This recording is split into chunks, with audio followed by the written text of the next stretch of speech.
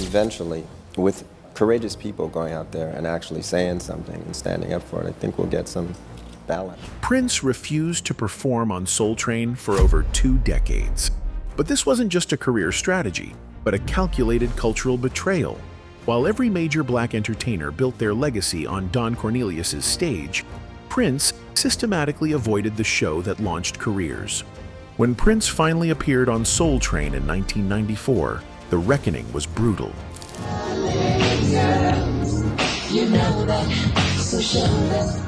What followed changed everything.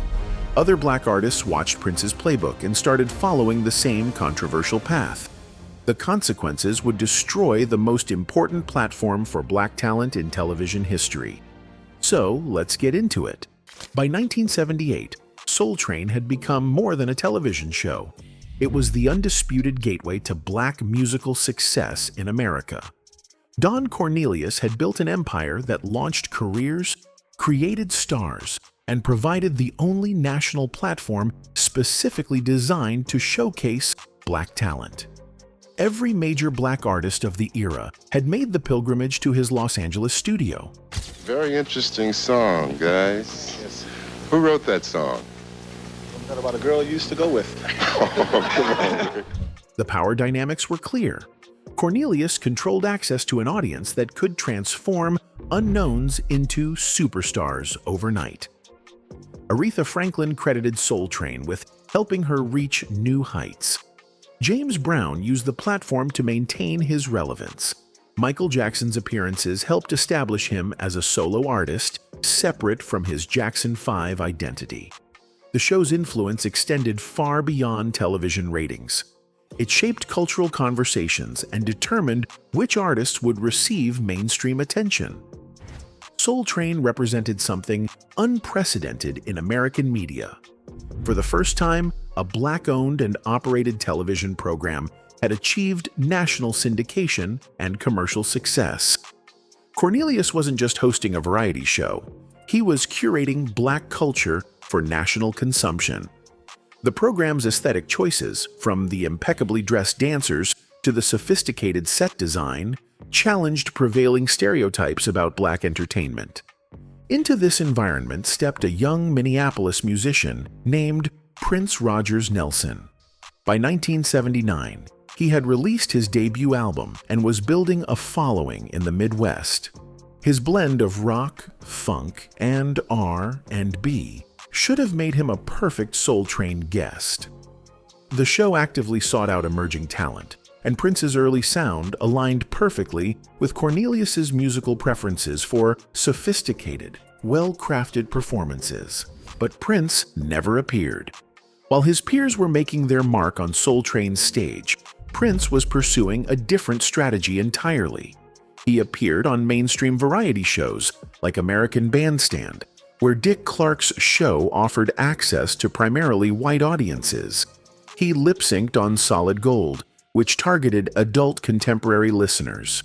He made calculated appearances on shows that positioned him as a crossover artist rather than specifically a black performer. The strategic avoidance became more calculated as Prince's understanding of the music industry deepened. He recognized that Soul Train, despite its success and influence, was perceived by mainstream media as a specifically black program. Appearing on the show would categorize him within racial boundaries that he was determined to transcend. Instead, he chose platforms that would position him as a universal artist rather than a specifically ethnic performer. The absence became more glaring as Prince's career exploded. Albums like Dirty Mind, Controversy, and 1999 established him as a major force in popular music. His videos appeared on MTV at a time when virtually no black artists received airplay on the influential network. Little Red Corvette became a crossover hit that proved black artists could succeed on mainstream rock radio. Each success made his Soul Train absence more conspicuous and deliberate. Meanwhile, Soul Train continued to feature artists from Prince's Minneapolis scene. The Time, his carefully constructed side project, appeared multiple times on the show. Vanity 6, another Prince creation, performed their sultry numbers for Cornelius's cameras. Sheila E., his protege and romantic partner, became a Soul Train favorite. And our next guest is the protege of the incomparable Prince Rogers Nelson. In a very short time, she's become the rage of the music world as a result of her uniqueness and versatility. Everyone in Prince's orbit appeared on the show, except Prince himself. The message was unmistakable. Prince was using Soul Train to promote his satellite projects while keeping himself separate from the show's specifically black identity. He was willing to let others be associated with Don Cornelius's platform while maintaining his own distance from what the show represented. The strategy revealed a calculating approach to career management that prioritized mainstream acceptance over cultural authenticity. The pattern established during these early years would define Prince's relationship with black media institutions throughout his career. He understood the value of these platforms for building credibility and reaching core audiences, but he refused to be personally associated with them. This careful distancing would eventually create tensions that came to a head in his uncomfortable 1994 appearance. Don Cornelius had built Soul Train on specific principles that went far beyond entertainment. The show was conceived as a cultural statement, a declaration that black joy, black creativity, and black excellence deserved national recognition. Cornelius saw himself as more than a television host. He was a cultural curator and community leader with responsibilities that extended far beyond ratings and advertising revenue. The Soul Train studio operated under strict standards that reflected Cornelius's vision of how black artists should present themselves to the world. Performers were expected to dress impeccably, conduct themselves with dignity, and represent the best aspects of black culture. The show's aesthetic emphasized sophistication, class, and artistic excellence. These weren't arbitrary requirements, but deliberate choices designed to counter negative stereotypes that dominated mainstream media representations of black people. Cornelius personally controlled every aspect of Soul Train's presentation. He selected the dancers, approved the musical guests, and maintained editorial control over how artists were portrayed. The show's success gave him unprecedented power in black entertainment, making him one of the first African Americans to own and control a nationally syndicated television program. This power came with responsibility that he took seriously. The host understood that Soul Train was often the only place mainstream America saw black culture presented positively. The show had to counter negative stereotypes while celebrating authentic black artistic expression. Every booking decision, every interview, and every performance carried cultural weight. Cornelius wasn't just running a variety show. He was engaged in cultural warfare against racist media representations. His approach to artist interviews reflected this deeper mission. Cornelius asked substantive questions about music, creativity, and artistic vision. He gave performers platforms to discuss their craft and express their personalities beyond simple promotional appearances. The conversations were designed to showcase intelligence, artistry, and depth rather than reinforcing stereotypical expectations about black entertainers. The standards extended to the show's famous Soul Train line, where dancers created space for individual expression within a structured format. Cornelius encouraged creativity while maintaining certain boundaries about appropriate behavior and presentation. The balance reflected his broader philosophy about representing black culture with pride while appealing to diverse audiences. Prince's absence from Soul Train represented a rejection of this cultural responsibility. While other artists understood the importance of appearing on the show and supporting black-owned media, Prince was pursuing a different path. His strategy involved bypassing traditional black media gatekeepers in favor of mainstream platforms that offered broader commercial reach but less cultural significance. The tension extended beyond simple business considerations. Cornelius had specific ideas about how black artists should navigate the entertainment industry. He believed in building from a foundation of community support before seeking crossover success. Artists should establish their credibility with black audiences before courting mainstream acceptance. This approach had worked for numerous Soul Train alumni who built lasting careers. Prince's approach inverted this formula. He was building mainstream credibility while avoiding the very platform that had launched so many black careers. The strategy worked commercially, but created cultural complications. Some conspiracy theories reveal that Prince's avoidance of Soul Train reflected deeper insecurities about his racial identity and artistic authenticity. The contrast became more pronounced as both Prince and Soul Train achieved greater success during the early 1980s. Prince was selling millions of records and headlining major tours without ever appearing on the show that remained the premier showcase for black musical talent. Cornelius was watching one of the most successful black artists of the era systematically avoid his platform. The mutual avoidance created a standoff that reflected larger tensions within black entertainment. How much cultural responsibility did successful black artists owe to the community institutions that had paved their way? Could an artist achieve mainstream success while maintaining authentic connections to black culture? These questions would define entertainment industry dynamics for decades to come. Prince's strategy of avoiding Soul Train was part of a larger campaign to transcend racial categorization in popular music. During the early 1980s, the music industry remained heavily segregated, despite legal integration and civil rights progress.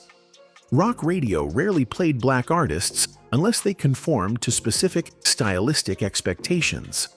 MTV initially refused to air videos by black performers, claiming their music didn't fit the network's format.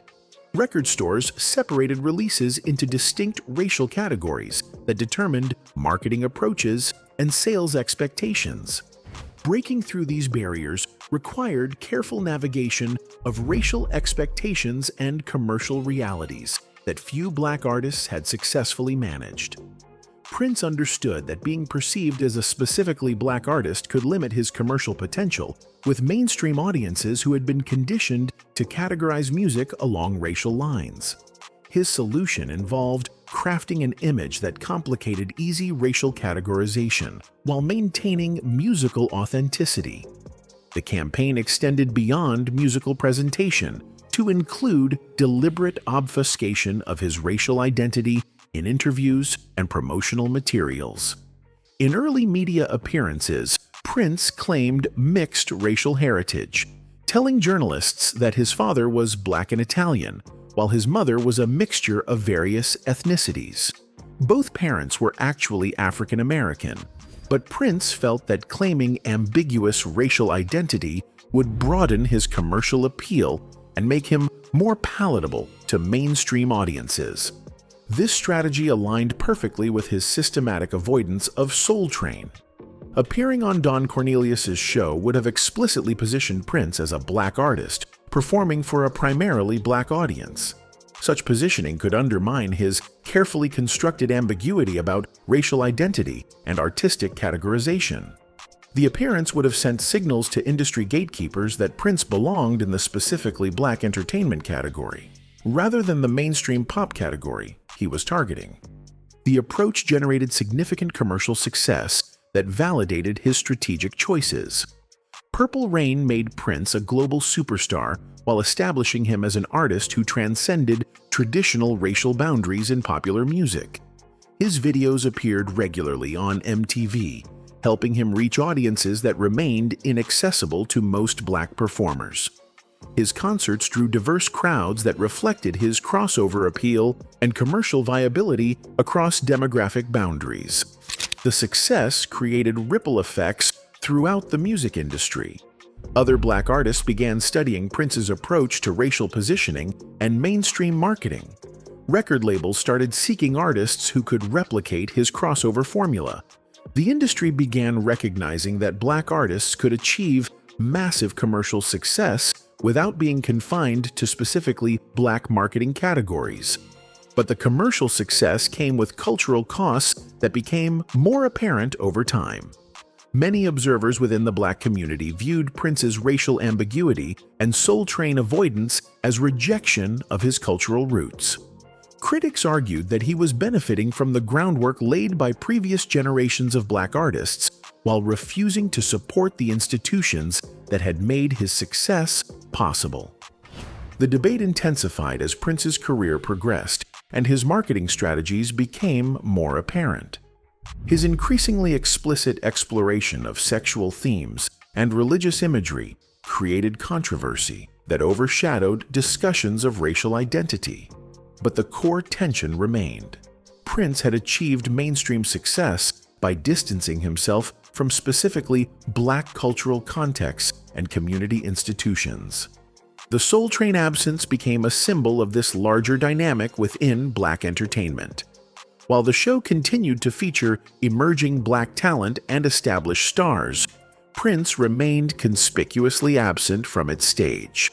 His satellite projects appeared regularly, creating the impression that he was using the show to promote his business interests while maintaining personal distance from its cultural significance.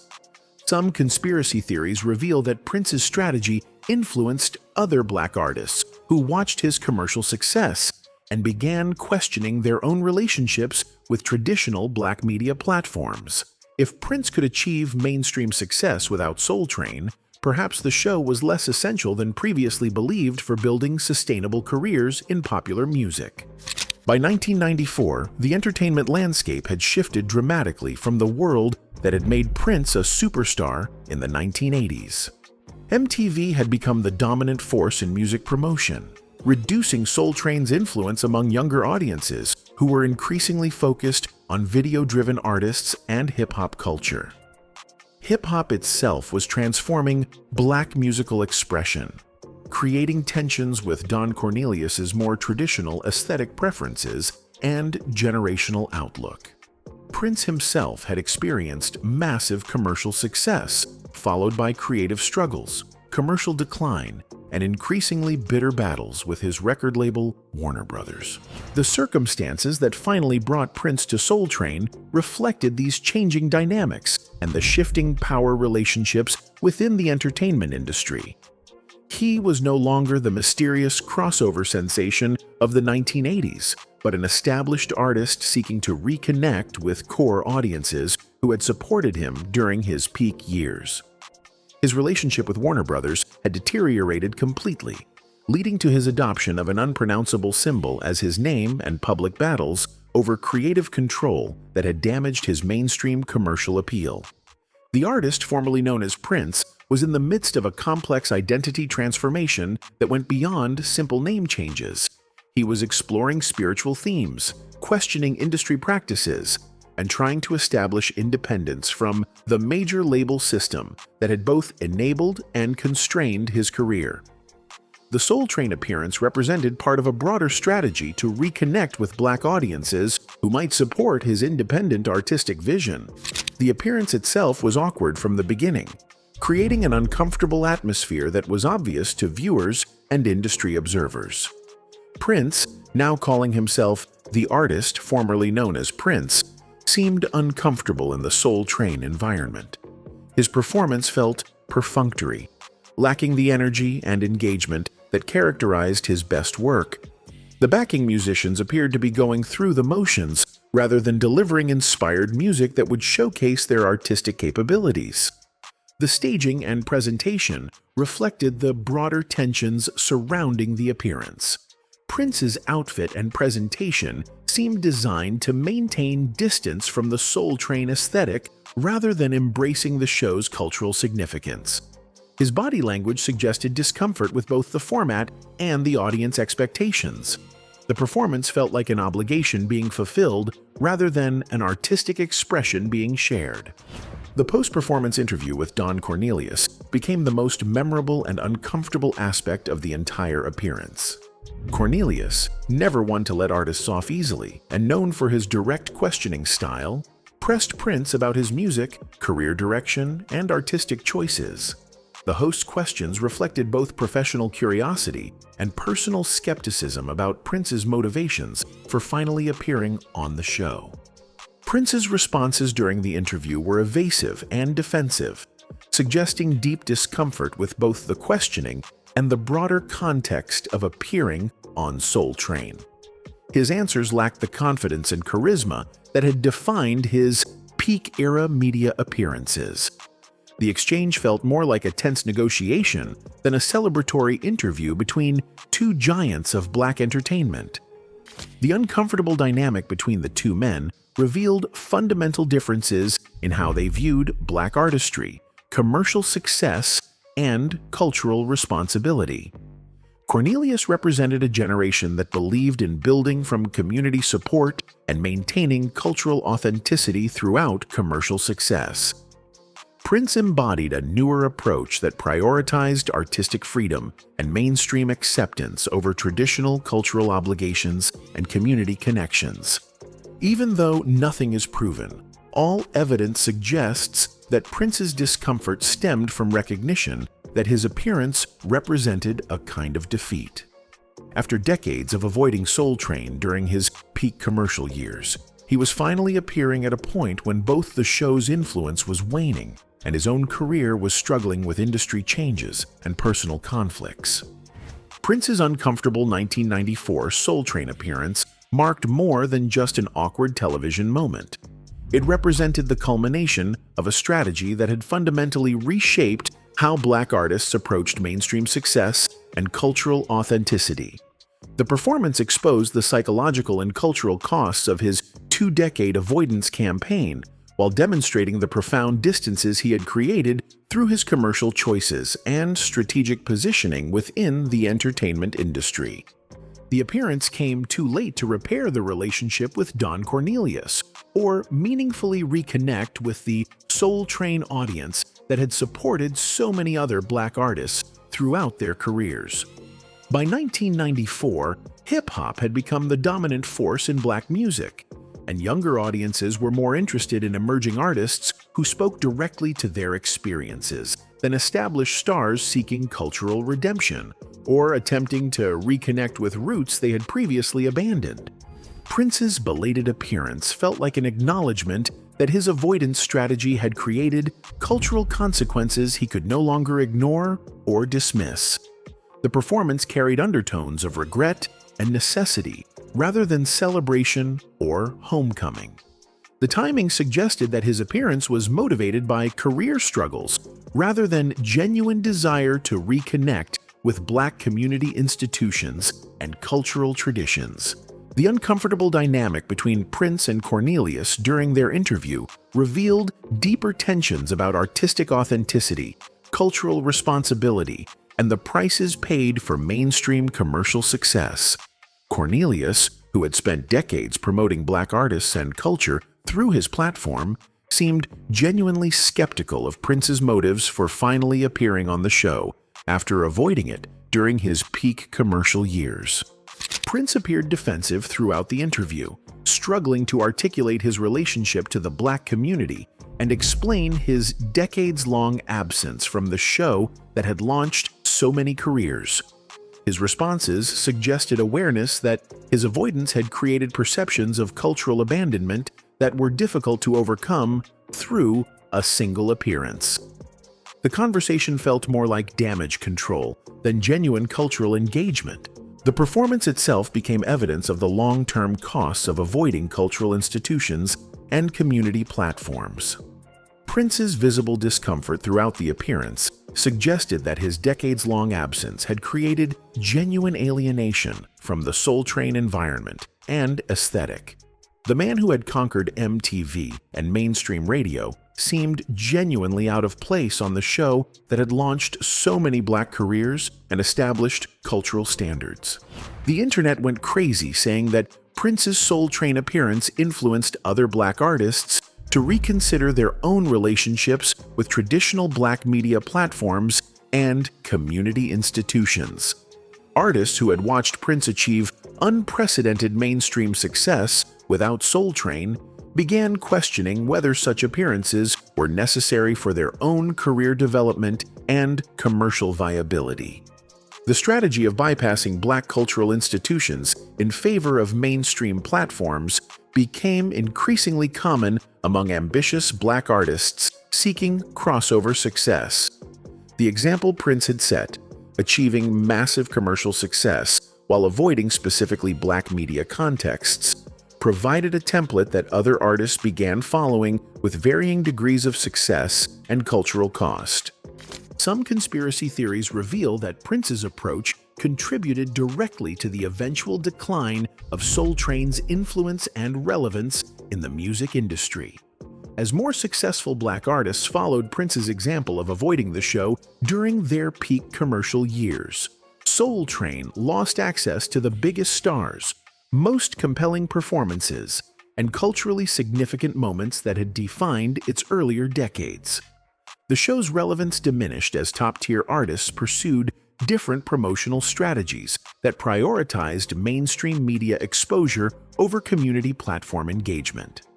The cultural institution that had once been essential for black artists seeking national recognition became increasingly peripheral to career development strategies focused on crossover appeal and mainstream commercial success.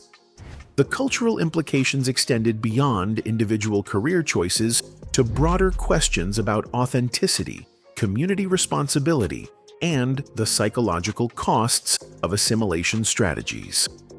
Prince's success demonstrated that black artists could achieve mainstream acceptance without supporting black-owned institutions, but his awkward 1994 appearance suggested that such success came with significant psychological and cultural costs that were difficult to acknowledge or address. The legacy of Prince's Soul Train avoidance continues to influence how contemporary black artists navigate the entertainment industry and balance competing demands for authenticity and commercial success. The fundamental tension between cultural authenticity and mainstream commercial appeal that defined his career remains relevant for performers who must choose between community institutions and mainstream platforms that offer greater commercial reach but less cultural significance. Anyway, that's it for this video, folks. Bye.